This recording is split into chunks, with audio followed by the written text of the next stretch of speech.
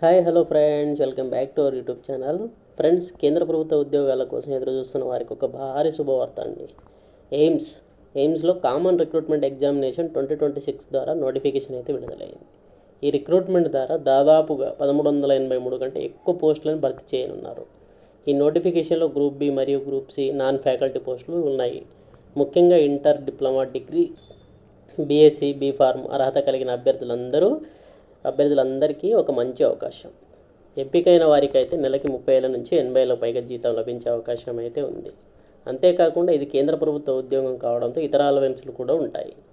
అసలు అర్హతలు ఏమిటి, ఏ రకాల పోస్టులు ఉన్నాయి, వయో పరిమితి ఎంత, పరీక్ష అనేది ఏ విధంగా ఉంటుంది, ఈ అన్ని విషయాలని ఈ వీడియోలో పూర్తిగా తెలుసుకుంటాం. కాబట్టి ఈ వీడియోను చివరి వరకు తప్పకుండా చూడండి. అలాగే ఇలాంటి తాజా ప్రభుత్వ ఉద్యోగాల సమాచారం కొరకు మాత్రం మన ఛానల్ని సబ్స్క్రైబ్ చేసి బెల్ ఐకాన్ని ప్రెస్ చేయండి. ఇంకా వీడియోలోకి వెళ్దాం మనం.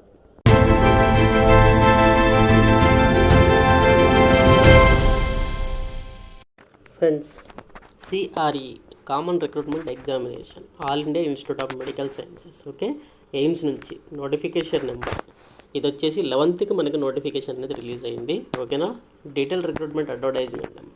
ఓకేనా, ఇది వచ్చేసి కామన్ సిఆర్ఈ 5. ఓకే, ఇది central government సంబంధించిందండి.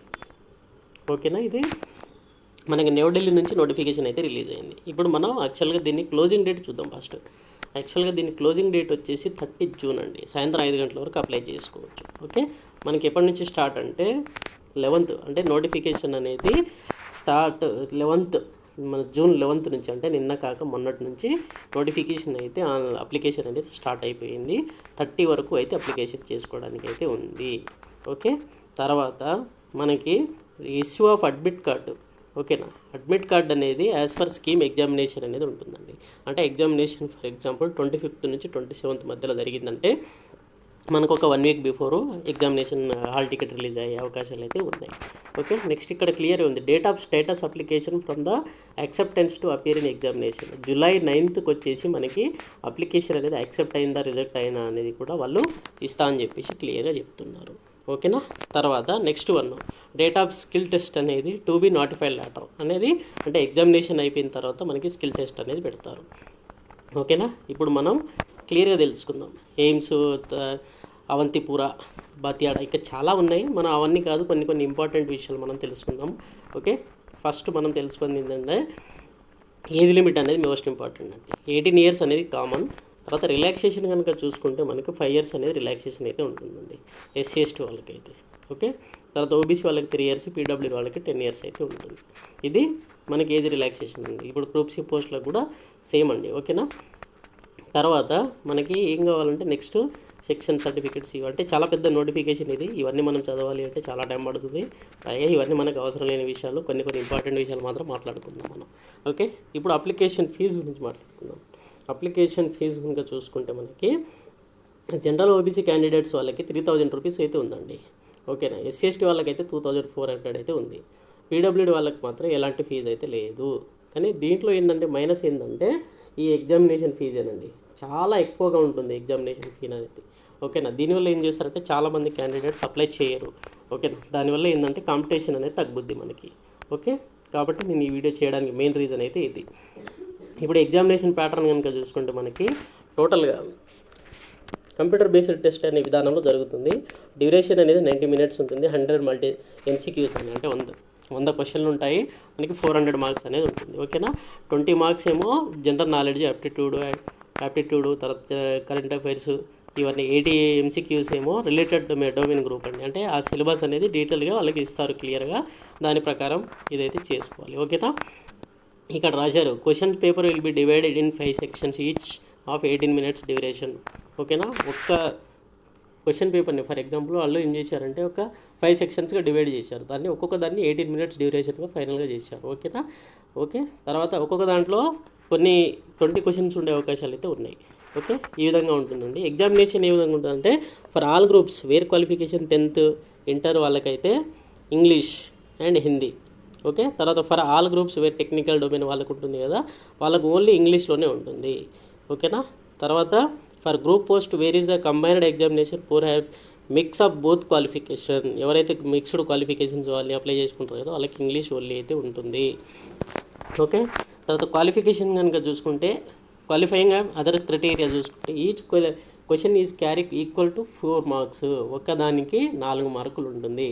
There will be negative marking 1/4. Okay, 1/4 అనేది నెగిటివ్ అయితే ఉంటుంది. ద క్వాలిఫైయింగ్ విల్ బి 40% అంటే కూడా ఈడబ్ల్యూఎస్, 35% ఓబీసీ వాళ్ళకి, 30% ఎస్సీ ఎస్టీ వాళ్ళకి అయితే ఉండాలి. ఓకేనా, ఇదైతే ఉంటుంది. ఒకవేళ ఏమైనా మార్క్స్ ఈక్వల్గా ఉంటే ఏజ్ని ప్లస్ క్వాలిఫికేషన్ని వాళ్ళు ఎక్కువగా చూసుకుంటారండి. ఓకేనా, ఇది దానికి సంబంధించింది. ఇంకా ఎగ్జామ్ సిలబస్ లాంగ్వేజ్ ఏ విధంగా ఉంటుంది ఏందనేది ఇప్పుడు డేటా ఎంట్రీ ఆపరేటర్కి ఇంగ్లీషు, హిందీ ఏమేమి ఉంటాయి, స్కిల్ టెస్ట్ ఉంటుంది. జూనియర్ ఇంజనీర్కి, సివిల్ ఇంజనీరింగ్ ఇంగ్లీషు, ఈ విధంగా చాలా రకాల వేకెన్సీస్ అయితే ఉన్నాయండి దీంట్లో. స్పెషల్గా నేను ఈ వీడియో చేయడానికి మెయిన్ కారణం ఏంటిదంటే దీనికి ఫీజు ఎక్కువగానే ఉంటుంది. చేయాలా వద్దని ఆలోచించాను, కానీ కొంతమందికైనా యూజ్ అవుతుంది కదా, సరేలే ఎంతైనా కానీ మనం అప్లై చేసుకోవాలి, జాబ్ కొట్టేసుకోవాలని ఇది ఉంటుంది కదా, హోప్ ఉంటుంది కదా కొంతమంది క్యాండిడేట్స్కు, వాళ్ళ కోసమైనా యూజ్ అవుతుందనే ఉద్దేశంతో వీడియో చేస్తున్నాను. ఓకేనా, తర్వాత ఈ విధంగా చాలా రకాల వేకెన్సీస్ అయితే ఉన్నాయి. ఈ పీడిఎఫ్ లింక్ అనేది నేను డిస్క్రిప్షన్లో పెడతాను, మీరు ఒకసారి చూసుకోండి. ఇది స్కిల్ టెస్ట్ అనేది అవన్నీ ఉంటాయి మనకి. ఇందులో చాలా రకాల వేకెన్సీస్ ఉన్నాయండి, ఆ వేకెన్సీస్ కూడా చెప్తాను నేను. ఇక్కడ చూడండి, అసిస్టెంట్ డైటీషియన్ ఉంటారు చూడండి, నాట్ ఎక్సీడింగ్ 35 years. ఇక్కడ ఏజ్ లిమిట్ అనేది క్లియర్గా ఇచ్చారు వాళ్ళు, క్వాలిఫికేషన్స్ కూడా. ఓకేనా, దీంట్లో అసిస్టెంట్ డైటీషియన్ ఇది వచ్చేసి ఎక్కడ, ఎయిమ్స్ బతిండా, తర్వాత ఎయిమ్స్ మంగళగిరి, ఎయిమ్స్ న్యూఢిల్లీ. ఇలా ఒకటే వేకెన్సీ, ఒకటే పొజిషన్, అంటే సేమ్ క్వాలిఫికేషన్ తోటి సేమ్ పొజిషను, వేరే వేరే దగ్గర వేకెన్సీస్ అయితే ఉన్నాయి. ఓకే, డైటీషియన్, తర్వాత జూనియర్ డైటీషియన్, వార్డెన్కి వచ్చేసి డిగ్రీ ఉండాలి. ఓకే, లేదనుకుంటే ఇప్పుడు నెక్స్ట్ మనం ఇది చూడండి, junior administrative officer, assistant administrative officer, assistant, ICMR head quarters న్యూఢిల్లీలో పనిచేయాలి. దీనికి వచ్చేసి 30 years అనేది దాటొద్దు. ఓకేనా, మినిమం అనేది 3 years బ్యాచిలర్ డిగ్రీ అనేది ఉండాలి. ఈ విధంగా అసిస్టెంట్. తర్వాత ఇప్పుడు మనం చూసుకుంటే కింద జూనియర్ అడ్మిన్ ఆఫీసరు, దీనికి డిగ్రీ మ్యాండేటరీ ఉండాలి, కంప్యూటర్లు అనేది ఉండాలి. ఎయిమ్స్ బీబీ నగర్ మన తెలంగాణలో, యాదాద్రి భువనగిరి డిస్టిక్లో ఉంది. ఓకేనా, ఈ విధంగా చాలా రకాలంటే చాలా వేకెన్సీస్ ఉన్నాయి. ఇప్పుడు ఇవన్నీ చదువుకుంటూ పోతే వీడియో చాలా పెద్దగా అవుతుందండి. ఓకేనా, సో నేను ఇప్పుడు సింపుల్గా కొన్ని మాత్రమే చెప్పగలుగుతాను. డేటా ఎంట్రీ దీనికి 12th క్లాస్ ఉంటే సరిపోతుంది. Level 4 AIIMS Bhopal. ఓకే, ఈ విధంగా 18 నుంచి 27 years. ఈ విధంగా చాలా రకాల లోయర్ డివిజన్ క్లర్క్లు ఉన్నాయి. జూనియర్ అడ్మినిస్ట్రేటివ్ అసిస్టెంట్ ఉంది. ఇక lower division clerk AIIMS Bhopal, దీనికి 12th ఉంటే సరిపోతుంది. టైపింగ్ స్పీడ్ అనేది 35 words అనేది మినిమం ఉండాలి. ఓకేనా, తర్వాత ఐసీఎంఆర్ హెడ్ క్వార్టర్స్ న్యూఢిల్లీలో ఉంది. లోయర్ డివిజన్ క్లర్క్ భువనేశ్వర్లో ఉంది, చెన్నైలో ఉంది, పూణే, ముంబై, కోల్కత్తా, ఇలా చాలా రకాల ప్లేసెస్లో వేకెన్సీస్ అయితే ఉంటాయండి. కాబట్టి మీరు ఇంటర్మీడియట్ ఉన్నా, డిగ్రీ ఉన్నా ఈ పోస్టులకు అయితే అప్లై అయితే చేసుకోవచ్చు మీరు. ఓకేనా, మీరైతే ఎలిజిబులేనండి దీనికి అప్లై చేసుకోవాలంటే ఫస్ట్ అయితే గుర్తుపెట్టుకోవాల్సింది ఫీజు. ఓకే, ఫీజు పెట్టుకున్న తర్వాత మీరు దీని మీద, అంటే దీనికి ఎక్కువ ఎవరైతే అప్లై చేస్తారంటే ఫుల్ కాన్సన్ట్రేషన్ తోటి చదవాలి. ఇంకొకటి ఎయిమ్స్లో జాబ్ కావాలి అనే క్యాండిడేట్స్ ఉంటారు కదా, వాళ్ళు మాత్రమే దీనికి అప్లై చేసుకుంటారండి. ఓకేనా, టైంపాస్కి అయితే ఎవరు అప్లై చేయరు ఎయిమ్స్కి, ఎందుకంటే దీంట్లో జాబ్ అంటే లైఫ్ సెటిల్ అయినట్టే ఆల్మోస్ట్. కాబట్టి ఈ వీడియో మీకు నచ్చితే లైక్ చేయండి, షేర్ చేయండి.